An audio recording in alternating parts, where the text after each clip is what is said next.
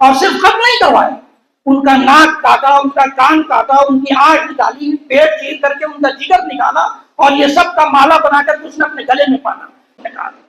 کبھی ہم نے یاد کیا ان کی شہادتوں کو، ان کی قربانیوں، ان کی قربانیوں کے نتیجے میں اسلام ہم تک پہنچا ہے، صرف حضرت حسین کی شہادت کے نتیجے میں نہیں۔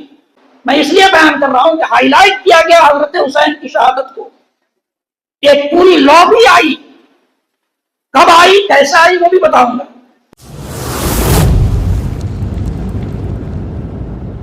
کہ محرم کی اہمیت پہلے سے ہے، اور حضرت حسین رضی اللہ تعالیٰ عنہ کے نام پر جو مسلمانوں نے، اہل سنت والجماعت سے اپنی نسبت کرنے والوں نے، آسان الفاظ میں یہ تحلیل ہے کہ سنیوں نے، سنی اس لیے استعمال کر رہا ہوں کہ بعد میں چل کر کے کام آئے، سنیوں نے ایسا تہوار کر دیا اور اس کو دین کے نام پر کرنا شروع کر دیا جس پر شریعت شرما جائے، شریعت شرمندہ ہو جائے۔ کیا کیا نہیں کیا اس امت نے حضرت حسین کے نام پر؟ حضرت حسین رہتے تو ان کاموں کو پسند کرتے ہیں، آپ خود فیصلہ کیجیے، کتنے خوش ہوتے ہیں ہمارے ان کاموں سے۔ تو یہ حضرت حسین رضی اللہ تعالیٰ عنہ کی شہادت اللہ کے نبی صلی اللہ علیہ وسلم کی وفات کے 50 سال بعد، 50 سال بعد، اور محرم کی عظمت اور اہمیت کا سلسلہ کب سے آ رہا ہے؟ مکہ کے کفار بھی اس کی عظمت اور اہمیت کو مانتے تھے۔ اب حضرت حسین رضی اللہ تعالیٰ عنہ کی شہادت سے پہلے کچھ اسلام کی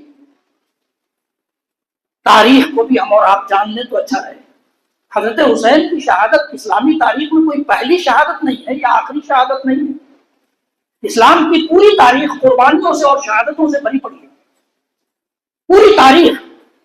اللہ کے نبی صلی اللہ علیہ وسلم نے مکہ میں کم قربانیاں دی، اور اسی مکہ میں سب سے پہلی خاتون جنہوں نے اپنی جان قربان کی اسلام کے نام پر، اللہ کی توحید کے نام پر، حضرت حسین یا علی کے جھنڈا کے نام پر نہیں، توحید کے نام پر۔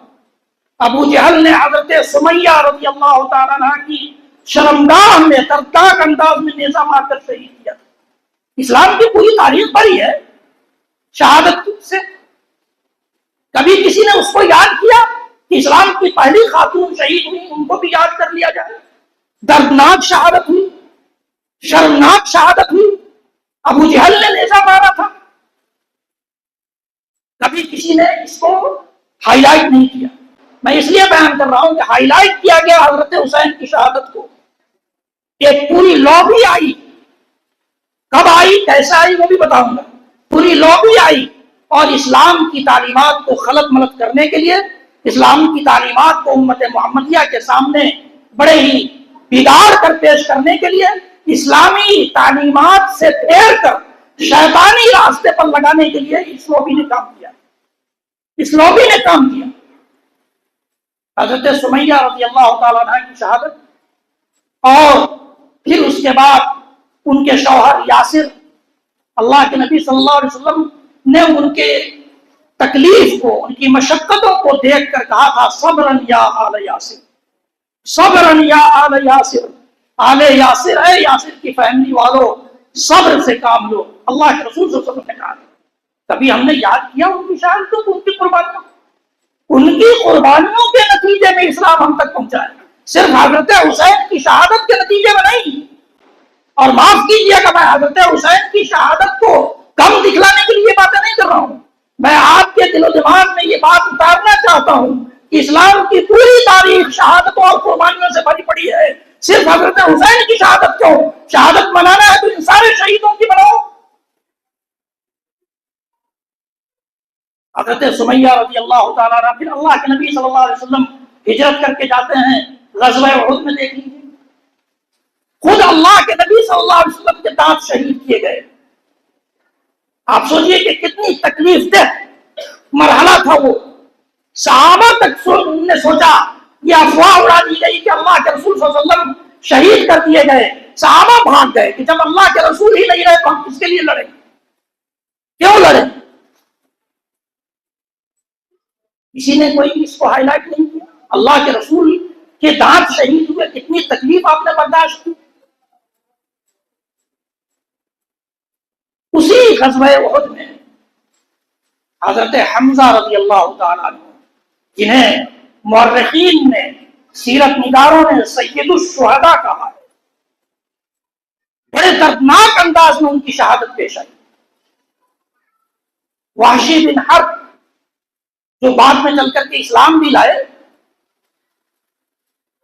انہوں نے اس وقت اپنی مالکن ہند جو ابو سفیان کی بیوی تھی، ہند نے اپنے باپ کا بدلہ لینے کے لیے حضرت حمزہ کو قتل کروایا، اور صرف قتل نہیں کروایا، ان کا ناک کاٹا، ان کا کان کاٹا، ان کی آنکھ نکالی، پیٹ چیر کر کے ان کا جگر نکالا، اور یہ سب کا مالا بنا کر کے اس نے اپنے گلے میں پانا۔ کتنی دردناک شہادت تھی حضرت حمزہ رضی اللہ تعالیٰ عنہ کی، اتنی دردناک شہادت تھی کہ وحشی بن حرب بعد میں جب اسلام لائے، امام بخاری رحمۃ اللہ علیہ نے ان کے واقعے کو لکھا ہے، اللہ کے رسول صلی اللہ علیہ وسلم کے پاس جب وحشی آئے تو کہا کہ شاید تم وہی ہو جس نے حمزہ کو قتل کیا تھا۔ کہا کہ اللہ کے رسول میں وہی ہوں۔ کہا کہ جہاں تک ہو سکے مجھ سے دور رہا کرو، اپنا چہرہ میرے سامنے مت لایا کرو۔ آپ تصور کیجئے کہ کتنی دردناک شہادت تھی کہ اللہ کے رسول کو وحشی بن حرب کو جب دیکھتے تب یاد آ جاتا کہ حمزہ کو اس نے شہید کیا تھا، حالانکہ وہ اسلام لے آئے، اسلام لانے کے بعد سارے گناہ مٹا دیتا ہے اللہ رب العالمین، لیکن اللہ کے رسول کو اس قدر تکلیف ہوتی تھی، کہا کہ تم چہرہ اپنا چھپا کر رکھا کرو، میرے سامنے مت لایا کرو۔ کبھی حضرت حمزہ کی شہادت کا ذکر کسی نے کیا؟ غزوہ بدر میں اللہ کے نبی صلی اللہ علیہ وسلم نے سجدے میں سر ڈال دیا اور کہا کہ اللہ رب العالمین، یہ چھوٹی سی جماعت ہے 300 کی تعداد میں، 313 کی تعداد میں، اگر آج یہ کام آ گئے تیرے راستے میں تو آئندہ تیرا کوئی نام لینے والا اس زمین پر نہیں رہے گا۔ وہاں اسلام زندہ نہیں ہوا تھا، کربلا کے بعد اسلام زندہ ہوا، کہ شاعر نے کہہ دیا کہ اسلام زندہ ہوتا ہے کربلا کے بعد، وہاں اسلام زندہ نہیں ہو رہا تھا۔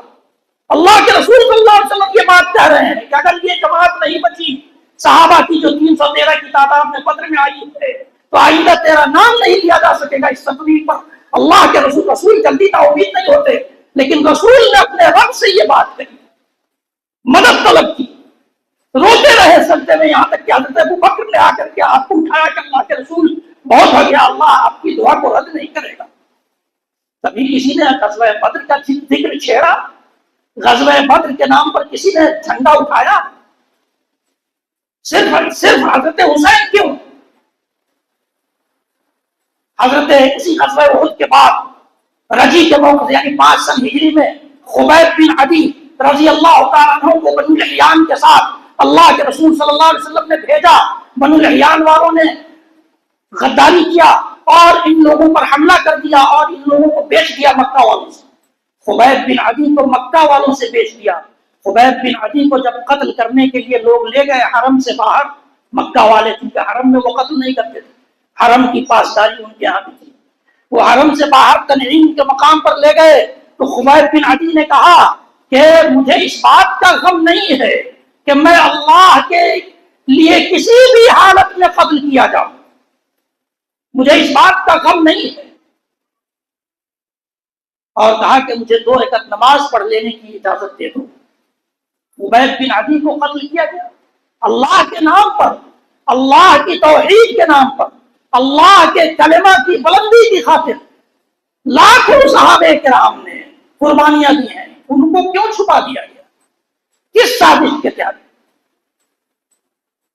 اللہ کے رسول صلی اللہ علیہ وسلم نے جب صلح حدیبیہ ہو گئی اور لوگوں کو، مختلف غیر مسلم بادشاہوں کو جو آس پاس میں تھے، اس علاقے میں تھے، ان کو خطوط جاری کیا، دعوتی خطوط، انہی میں سے ایک خط حضرت حارث ازدی رضی اللہ تعالیٰ عنہ کو لے کر اردن والوں کے یہاں بھیجا۔ اردن والے نے ان کا قتل کر دیا۔ اللہ کے رسول صلی اللہ علیہ وسلم نے 3000 لشکر تیار کیا، 3000 کی تعداد کی لشکر تیار کیا اور کہا اس کا کمانڈر بنایا حضرت زید بن حارثہ رضی اللہ عنہ۔ زید بن حارثہ رضی اللہ تعالیٰ عنہ نے کہا کہ اگر تمہیں بھی تم کام آ جاؤ اللہ کے راستے میں، تم شہید کر دیے جاؤ، تو تمہارے باپ جعفر ابن ابی طالب کمان سنبھالیں گے، اور اس کے بعد پھر عبداللہ بن رواحہ کمان سنبھالیں گے۔ یعنی اللہ کے رسول کا اشارہ پہلے ہی تھا کہ یہ تینوں کام آ جائیں گے اللہ کے راستے میں، اور ہوا بھی نہیں، پہلے ہی اشارہ کر دیا کہ زید بن حارثہ اگر شہید کر دیے جائیں تو ان کے بعد جعفر سنبھالیں گے جھنڈا، اور جعفر بھی شہید کر دیا جائے تو عبداللہ بن رواحہ سنبھالیں گے جھنڈا، عبداللہ بن رواحہ بھی شہید کر دیے جائے تو اس کے بعد وہاں کے اس وقت لشکر میں جو لوگ موجود رہیں گے وہ جن کو اپنا کمانڈر تسلیم کر لیں گے ان کو جھنڈا سونپ دیا جائے گا۔ بڑے دردناک انداز میں شہادت ہوئی۔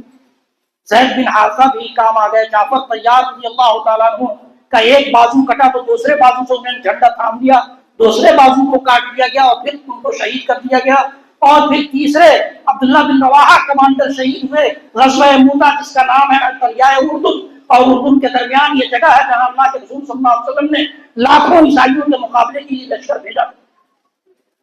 اس تاریخ کو کون یاد کرے گا؟ یہ ہماری تاریخ نہیں ہے، یہ ہمارے اسلاف نہیں تھے، ان کی اہمیت نہیں تھی۔ اللہ کے رسول صلی اللہ علیہ وسلم حضرت جعفر کے بچوں کو دیکھ کر ان کو پیار سے اپنے پاس بٹھا لیتے تھے، اپنی سواری پر بٹھا لیتے تھے، چھوٹے چھوٹے بچے تھے۔ ان تاریخوں کو کیوں نہیں ہائی لائٹ کیا؟ اس لیے کہ ہمیں اور آپ کو گمراہ کرنا تھا، ہمیں اور آپ کو دوسرا راستہ دکھلانا تھا۔ کون سا راستہ ہے آگے چل کر پتہ چلے گا، لیکن ان تاریخوں کو پہلے اپنے ذہن میں بٹھائیے کہ اس طرح کی اسلامی تاریخ ہے ہماری، یہ شہادتوں والی، قربانیوں والی تاریخ ہے۔ اسلام میں حضرت حسین کی شہادت کوئی پہلی اور آخری شہادت نہیں ہے، ذہن میں رکھیے گا، اور حضرت حسین کی شہادت کی وجہ سے محرم کا مہینہ اہم اور عظمت والا نہیں ہوا تھا، یہ بھی یاد رکھیے گا۔ اللہ تعالیٰ نے حضرت حسین کی شہادت کے لیے اس تاریخ اور اس مہینے کو منتخب کیا، یہ الگ بات ہے۔ ان کی شہادت کی اہمیت کو بڑھانا ہوگا، اس لیے اللہ تعالیٰ نے اس تاریخ کو چنا، لیکن حضرت حسین کے بس میں نہیں تھا کہ وہ خود اس تاریخ کو چن لے اور جا کر شہید ہو جانا۔ اللہ کے رسول صلی اللہ علیہ وسلم کا دردناک کی وفات کا دردناک حادثہ، وفات ہی کو اس امت نے بھلا دیا۔ اس دن تو اب عید منانے لگی یہ امت۔ سارے مورخین کا، تاریخ لکھنے والوں کا اتفاق ہے اس بات پر کہ ربیع الاول کی 12ویں تاریخ کو اس کائنات کے امام، سارے نبیوں اور رسولوں کے امام، رحمت للعالمین، شفیع المذنبین، احمد مصطفیٰ محمد مصطفیٰ رسول گرامی علیہ الصلوۃ والتسلیم اس کائنات سے رخصت ہو گئے، رفیق اعلیٰ کے پاس پہنچ گئے۔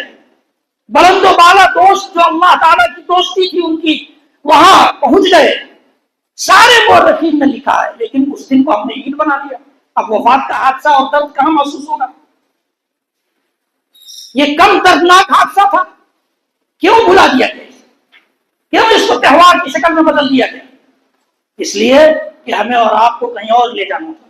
انشاءاللہ العزیز یہ سلسلہ چلے گا۔ اللہ کے رسول صلی اللہ علیہ وسلم کے بعد ابو بکر، عمر، عثمان، علی، یہ سارے لوگ وفات پائے ہیں، بلکہ حضرت ابو بکر کو چھاڑ دیا جائے تو حضرت عمر، حضرت عثمان، حضرت علی، حضرت حسن سب شہید ہوئے۔ ان کی شہادتیں کہاں گئی بھائی؟ حضرت علی تو حضرت حسین کے والد ہی تھے، حضرت عثمان خالو ہی تھے،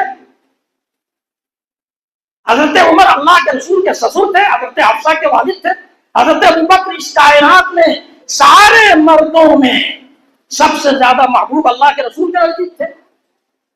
انشاءاللہ العزیز اس سلسلے میں کہ کس حالت میں، کن حالات میں حضرت عمر، عثمان، علی، حسن ان سب کو شہید کیا گیا، اور بھی دیگر شہداء جو اسلام کی تاریخ میں شہید کیے گئے، ان سے متعلق کچھ باتیں آئندہ خطبے میں پیش کی جائیں گی۔